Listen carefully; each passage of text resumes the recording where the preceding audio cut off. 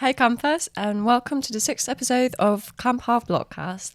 Where we last left off, Percy finds out that Mr. Brenner is really Chiron, and Chiron is really a centaur. And he meets a Greek god. The chapter we're gonna talk about is called I Become Supreme Lord of the Bathroom.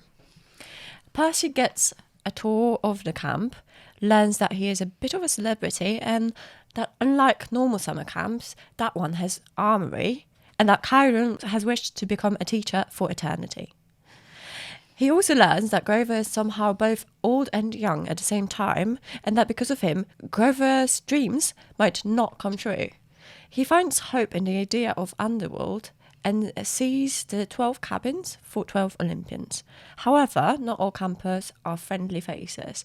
This he learns when he nearly gets stuffed down the toilet. Also, what is the capture the flag thing? And why are they giving children swords and shields? We're about to find out. Why are they giving children swords and shields? Let's start with the tour. Yeah, Chiron gives Percy a tour.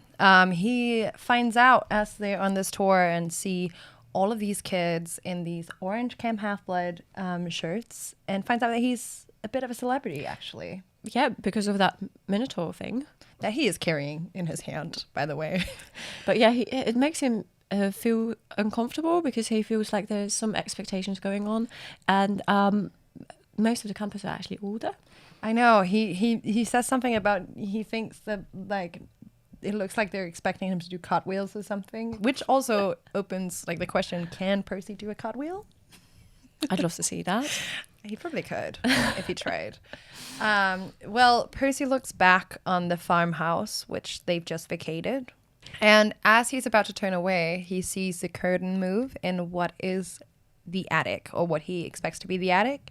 When he asks Chiron about this, Chiron tells him that there is no living thing up there. Percy kind of gets the impression that Chiron is actually telling the truth, that he is being truthful. He can't tell that there's a lie being told, but he knows what he saw. Well, Chiron basically tells Percy that camps sell strawberries, which is an odd piece of information, but also the fact that they have to make ends meet. It's basically like make ends meet. That's what he says. For the weapons. It's for the weapons. It's for the weapons. He does say that Dionysus's presence is what makes it so easy to grow. Like they don't even have to make an effort, which is that power. Because he's a god of fruits, as one might remember. Chiron does say that grape wines go crazy around him, and it would be way easier, but because of his restrictions, it is strawberries.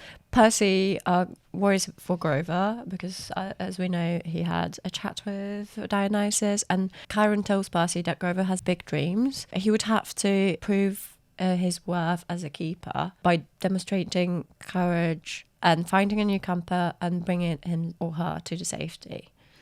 And Percy argues that he did do that. However, Chiron says that while he might agree with Percy, Mr. D and the Council of the Cloven Elders, they might disagree due to the fate of Sally, the fact that Grover lost Percy, and because technically Grover wasn't the one to bring Percy to camp. Percy brought Grover to camp. Yeah. He does kind of ask if Grover can't get a second chance, but Chiron tells him this was Grover's second chance. And he doesn't say more than that.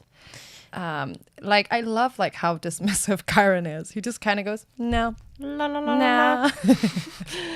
nah. So in other news, Percy learns that Grover is actually 28, which is concerning. Apparently, satyrs grow older slower than humans, but either way, Grover is even slower at that than normal satyrs. Which is also, I find it quite fun. Either you're a satyr that just grows they go half as fast as humans, or you work in hospitality and then you're 30 making friends with 18-year-olds. It's a thing.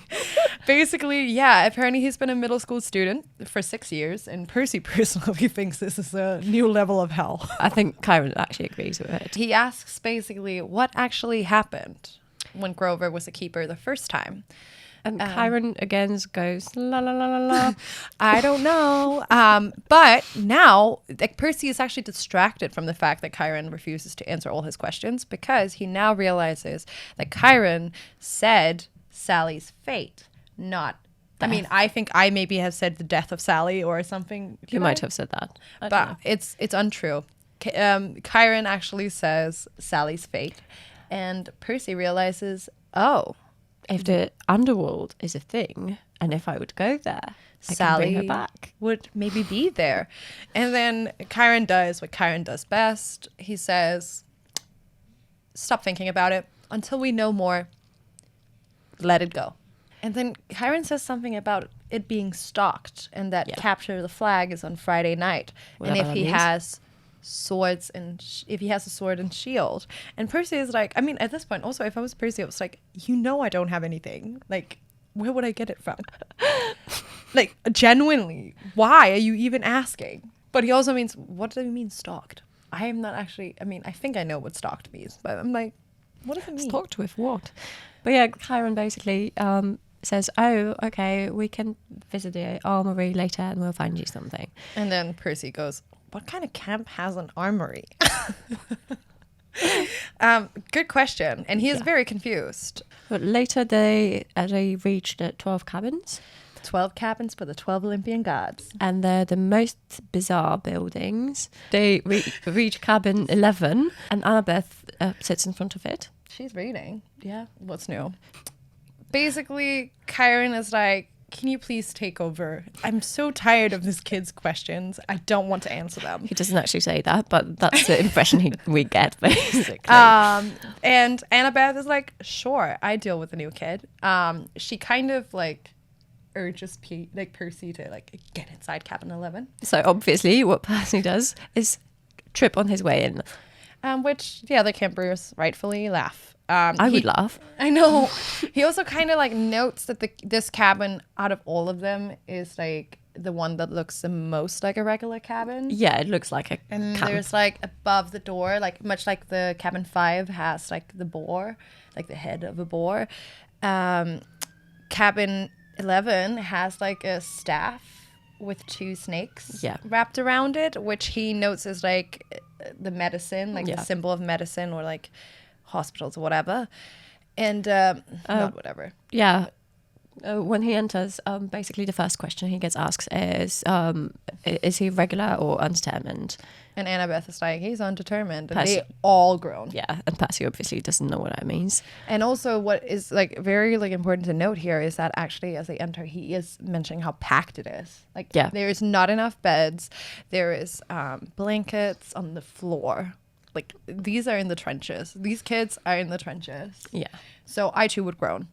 Yeah, me too. But after they're all grown, they're interrupted by an older camper who reminds them that that's what the cabin's for, and he welcomes Percy basically and offers him a place on the floor. Here you go, my child. This is your place on the floor. This is your little space on the floor. And Annabeth introduces him as Luke.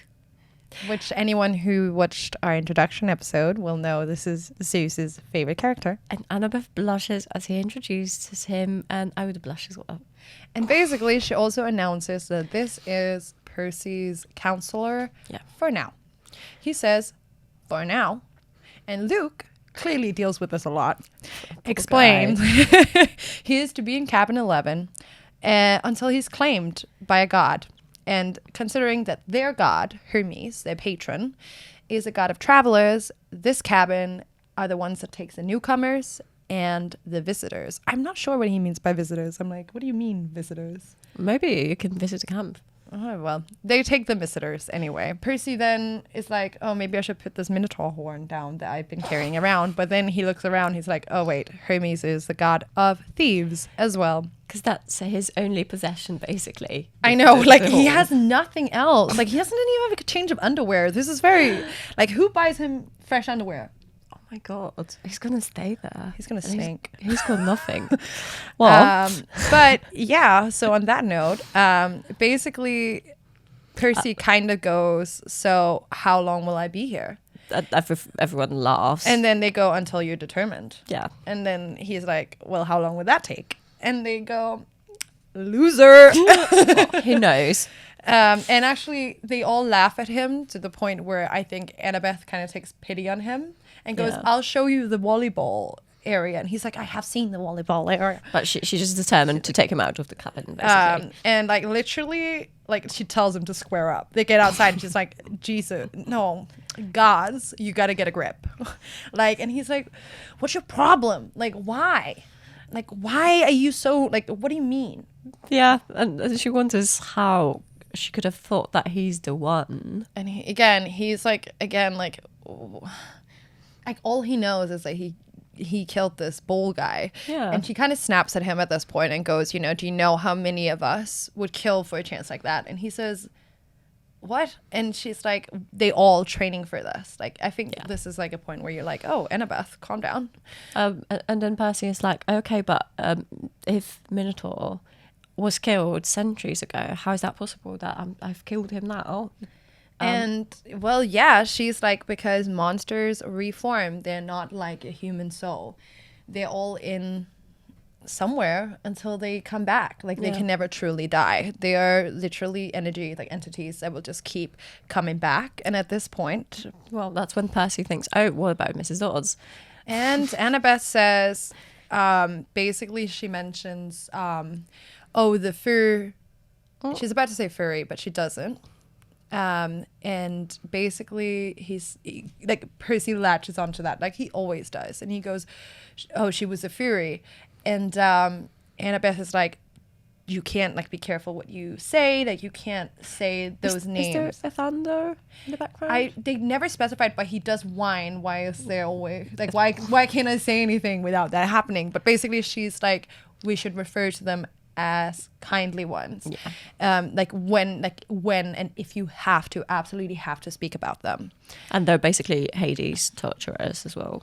Percy is like, why do I have to? Like, he kind of circles back after he's whined about, like, not being, like, he's like, why can't I say anything about the thunder? And why do I have to stay in that cabin? There are so many people in there. Like, why can't I stay in one of those? And then Annabeth is like, yeah, but the cabin belongs to your parents. So if you know who your parent is, then you're going to stay at their cabin. She actually kind of pales at the idea of Percy going into a cabin that he has not been let into. And Percy, like, still is like, my mom literally goes, my mom is Sally Jackson. Yeah. and she's like, oh, no, but your other parents. And he goes, like, my dad is dead. Yeah, my father died. Like, literally, he's like, tuk tuk, not there. Yeah, and she's like, oh my God, he's not dead. And then, he's like, you don't even know me. Like, he's like, what do you know about me? You know nothing. And then Annabeth goes. And he goes like, oh, do you know him? She's like, do you know who he is? Please. Excuse me, does everyone know my dad here except for me? Can we get Percy's father to aisle 5? That is aisle 5. But basically, he kind of has a go at Annabeth at this point and says, like, what does she even know about anything? And Annabeth is like, I know you because all the kids at this camp, I like you. And you're probably dyslexic, you probably have ADHD, you probably have been thrown out of school. And Percy kind of like takes it personal a little bit at first because it feels like he's like, how could she tell by interacting with me so little? How did she know? But basically, she explains the ADHD is battlefield reflexes. His dyslexia is basically his brain that's hardwired for ancient Greek. And that this is why he doesn't function. They're like wired differently. And then she explains that the things he was fed, the pudding was ambrosia, the apple juice was nectar. And had he not been what she is about to reveal, he would die. Yeah. And can you say that now? Yeah, she says, you're half-blood. Yeah, a demigod. If you're not a demigod, that food would literally fry you. Said, you'd be dead meat. And again, it's slightly concerning. I mean, I guess he couldn't have entered the camp without it, but it's still slightly concerning that you would just feed this to a child. You assume. Let's see what happens. Anyway, before they can go further into this argument, because I don't think actually, with a hand on my heart, that Percy understands what this means. Like, I don't think he fully does. they get interrupted by the mean-looking girl from cabin 5 who says, "Who's this newbie?" And Annabeth goes, "Oh, go back to polishing your spear." Because, well, basically, yeah, she says, "Go back to polishing your spear," and then she says, "I'm gonna run you through it." Yeah. And it's like, I'm like, Jesus, how are these gods? How are these kids communicating with each other? I'm just gonna run you through with my spear. They have to be rough. They're demigods. Well, then Annabeth looks at her and says, "Erata Corcus." Something like It that. basically means go to the crows. Erita is Corcus, I think. Yeah, Something what like she that. said. It means goes to the crows. And Percy, while noting that it sounds quite innocent, he has a feeling it is not nice. Basically, Annabeth turns to Percy and goes, "This is Percy Jackson." And she says, "This is Clarice, daughter of Eris." And he's like, "Oh, the god of war?" And then Clarice is like, "You got a problem with that?" And he goes, "Oh, that explains the smell." Which I just want to unpack. What does this mean? Like, genuinely, what does it mean? Oh, you know. Then Clarice obviously takes offense at this. Clarice will probably take offense at anything you said. Like, if you looked at her wrong, it'd be over for you. Oh, yeah. She says that there is a new thing they need to show newbies. So she pulls him to the toilet. What's the bathroom? Annabeth knows to stay out of it. She says, "Stay out of it, wise girl." And Annabeth reluctantly, she stays out, but she follows. Yeah, to see. I love this half-hearted attempt. Like, she's like, okay, but she goes with just to see. So Clarice and her gang of Era's kids all pull Percy into the bathroom. Yeah. And try to shove his head down the toilet. And he says, like, if this was run by the ancient Greek gods, why would it be so disgusting? Oh yeah, and so smelly. And he's just thinking, my head is not going in there. Yeah, and he feels like a pull in his abdominals, and that's when the water thing starts. All the toilets explode. Actually, they're like fire hoses. They go so hard at the Era's kids that they are literally pushed out of the bathroom, entirely out of the room. Annabeth is also drenched, but she has not been pushed out of the room. She's not been pushed out of the room. And she goes, "How did you do that?" And Percy is sitting in a dry circle on the floor, the only place in the whole bathroom that's not wet. And then Clarice goes, "You dead, new boy." Yeah, and then Percy goes, "You want to gargle on toilet water again?" He literally mentions that he doesn't even know what Annabeth feels in the moment until she approaches him and she goes, "Oh, do you want to be on my team for capture the flag?" Again, I don't think Percy actually understands what this means. He's like... she's like, "I think I want you on my team." Because he's like, "What are you thinking?" And this is Annabeth comes across as quite analytical. And he's like, "Is she disgusted with it?" Is she angry that she is also in toilet water? And he's like, "I'd like to recruit you." Yeah, and for my team. She's like, Director Fury of the Avengers. She takes capture the flag very seriously here, clearly. Yeah.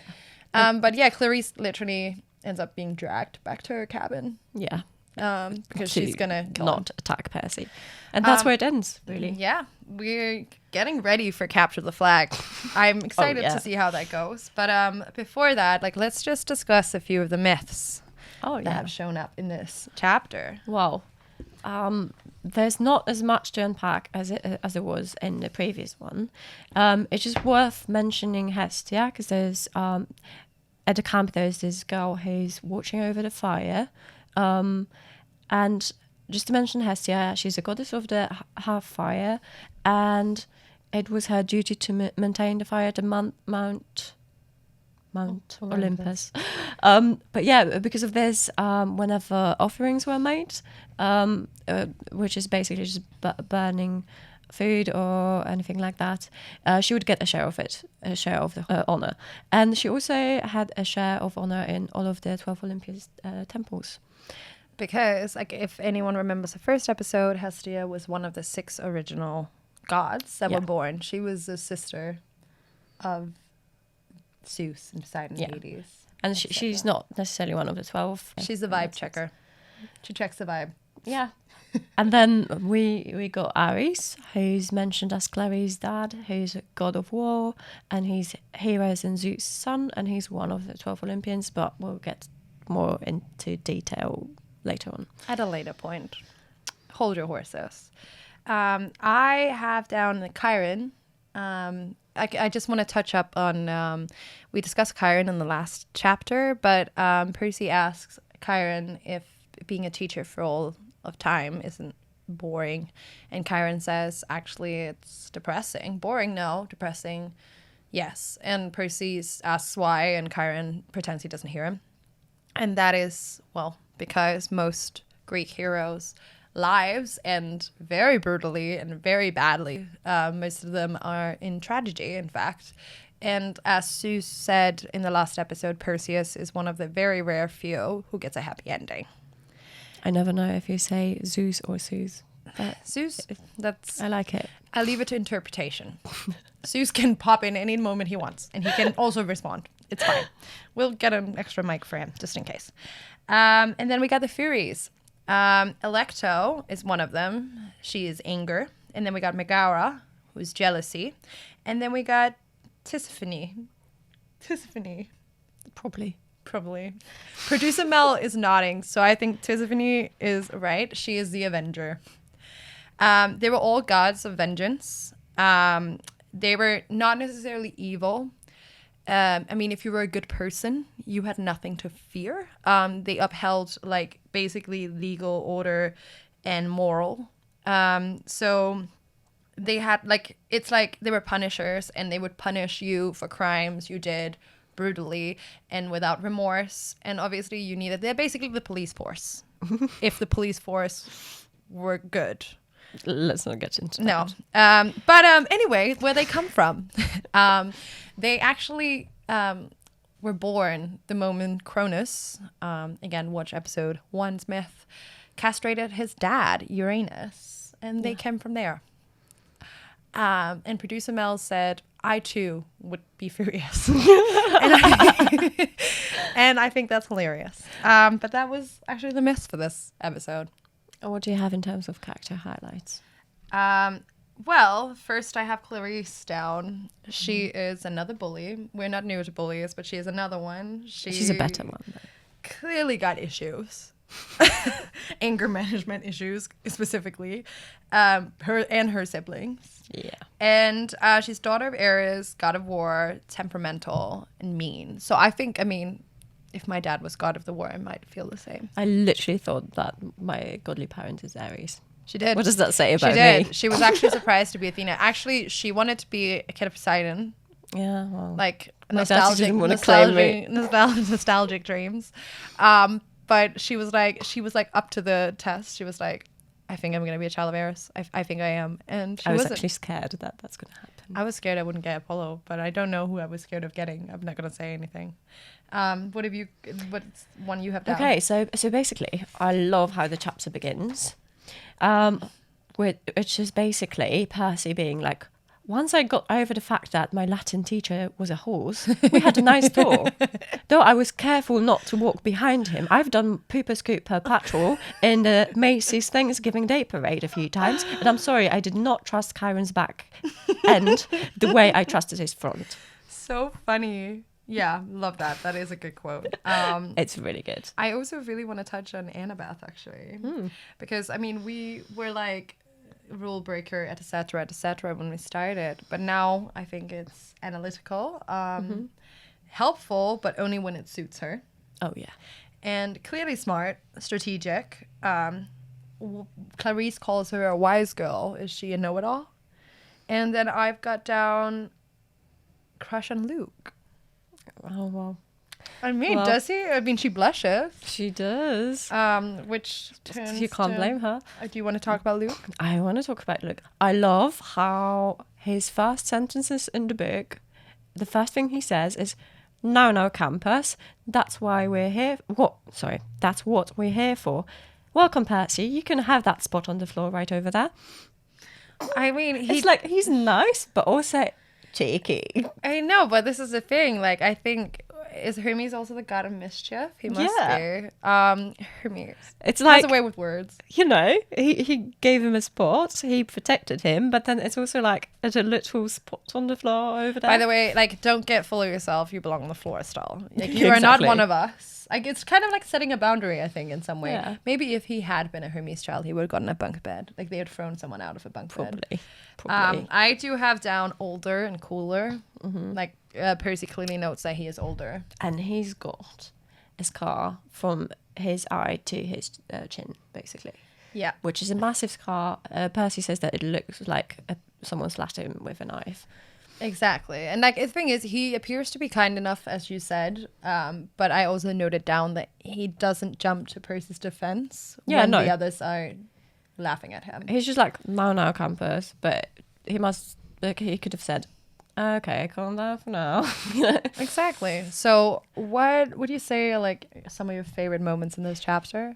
So my favorite moment is actually when basically it's when Chiron says, it's such a little detail, but he goes about other horses. Oh my god, what is Chiron? He's a centaur. Brain fart, sorry. He goes about, like, he talks about other centaurs, and he's like, my kinsmen are a wild and barbaric folk, I'm afraid. You might encounter them in the wilderness or at major sporting events. And I think it's an amazing quote. And that's my favorite moment. Yeah. Except for the obvious, so the moment when we look. One of the ones I have down is Percy finding hope about his mom for the first time, because he kind of really describes it as like, he feels a small kindling, and it's there. It's small, but it's there. And again, would it be me if I wasn't mentioning Sally? Of course. Then I've got seeing camp, exclamation mark, cabins, exclamation mark, exclamation marks. I also really like that Annabeth like half-heartedly protects him, both by pushing him out of the cabin and then she tells him to square up in private. I'm glad that she's like, we keep our private lives private. Yeah. But then again, when Clarice does come, she doesn't make an effort, but maybe that is again smart on her behalf, because I think she's strategized that. But also she gives him space to set up who he is as a person in the camp, because if she would be like protecting him, then everyone would be like, oh, that's the guy that needs to be protected. I mean, isn't she also 12? Yeah. Like they're all just 12. But yeah, and then I love the bathroom scene. I love the bathroom scene. Yeah, I do. Do you have a defining moment quote for the chapter? And this time I have a quote. Oh, guys, 6 episodes. Things are changing. You see too much, not too little. Who says that? Annabeth to Percy. She talks about ADHD, dyslexia, etc., etc. She goes, you see too much, not too little. And I think it summarizes a chapter, and it summarizes like the beginning of the whole book, because that's the thing. Yeah, because he doesn't feel like he's working, like he functions the same way. That's actually a good quote. Good job. Thank you. That is actually very true. I have 12 cabins for the 12 Olympians. Why would some be empty? ? That's a good one. I think this sets up beautifully for the journey we're about to go on, and what it means for cabin 11 and anything else that goes. That's great. I mean, I don't know how about you, but I'm getting hungry. I am, but also the Aphrodite cabin wants to discuss how we should match this shirt color with absolutely everything. Oh my god, that's more important than food. There's actually very few things. I was just joking. There's very few things. There's actually very, very, very few things that the Aphrodite and Apollo cabin can agree on. But it is that orange is the hardest word to rhyme with, and orange is also the hardest color to match anything with. We're struggling. Why do we have to do that before dinner? Can we eat dinner fast and then you can go on your own and discuss the colors? Yeah, I'll go meet the Aphrodite cabin. Well, I'll see you. Thank you so much, guys. Thank you for listening. And seeing, because I see you. That's creepy. Okay, My bye-bye. father sees all. Oh, God.